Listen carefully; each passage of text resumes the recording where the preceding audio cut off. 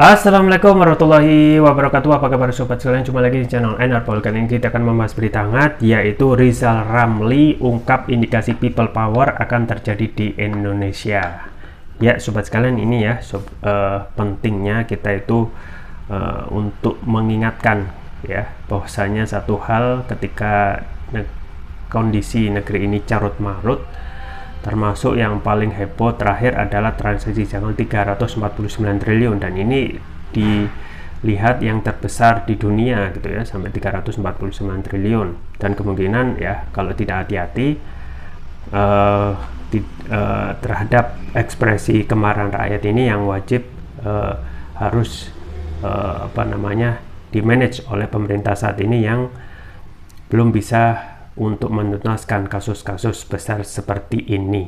Ini sesuai yang dilansir oleh airmall.id. Langsung saja kita baca dan kita ulas. Republik Merdeka, mantan Menteri Koordinator Bidang Kemaritiman Rizal Ramli mengingatkan para intelektual di Indonesia akan bahaya people power menyusul adanya temuan transaksi janggal 349 triliun di lingkungan Kemenkyu.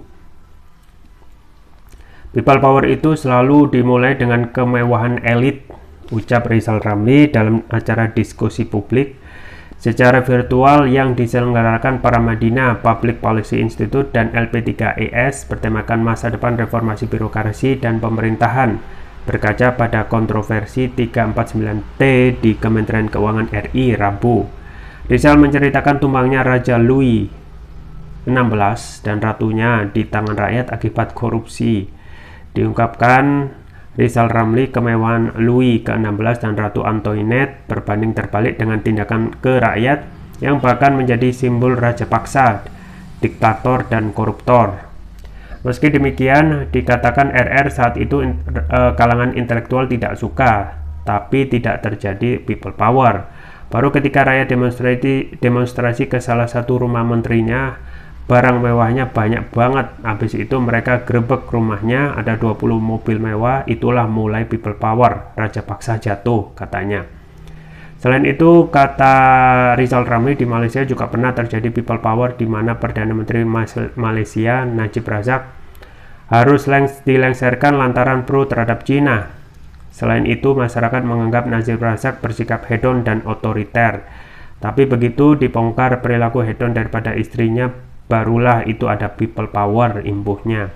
Menurutnya, Indonesia saat ini tengah mengalami perubahan tersebut, menyusul munculnya sikap hedon para pejabat negara dan juga pemerintah daerah yang melukai hati rakyat kecil. Hari ini kita ada fase perubahan itu, tutupnya. Ya, itu ya sobat sekalian terkait dengan carut marut di negeri ini ya, terkait juga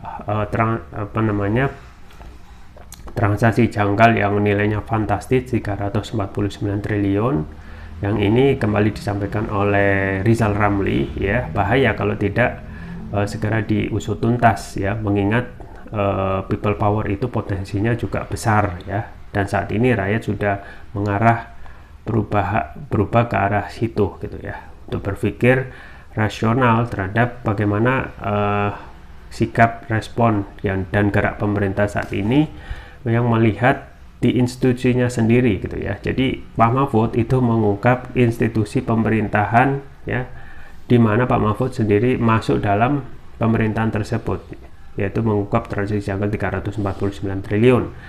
Dan itu kalau tidak hati-hati ya, sejarah bisa terulang sama seperti pada saat revolusi Prancis ya. Di situ gaya hidup para bangsawan itu gila-gilaan ya, khususnya Raja Louis ke-16 dan Antoinette ya. Dan rakyat jengah, di satu sisi mereka hedon ya, di sisi lain rakyat itu jangankan untuk mendapatkan penghasilan, makan saja susah, banyak yang kelaparan, hidup di bawah kemiskinan.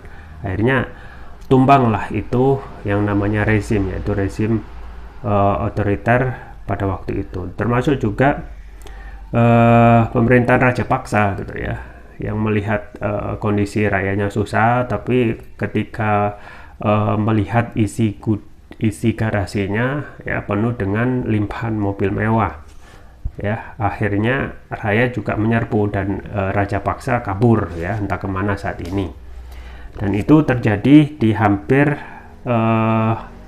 menjamur gitu ya, fenomena tentang kehidupan hedonisme, entah orang itu mendapatkan harta dengan cara yang sah atau tidak ya, tidak peduli, yang penting mereka mendapatkan kesenangan duniawi tanpa dan mengorbankan ya rakyat saat ini yang justru hidup ya melarat gitu ya. Nah, ini kita tinggal tunggu saja ya, apakah rakyat peka melihat saat ini ya, dan ingat bahwasanya korupsi di negeri ini itu gila-gilaan ya. Ini satu institusi saja, Kemenkyu, yang dibongkar sejak 2009 hingga 2023, 14 tahun terjadi transisi janggal, dan bisa jadi ya patut diduga transaksi nilainya sebenarnya lebih besar lagi.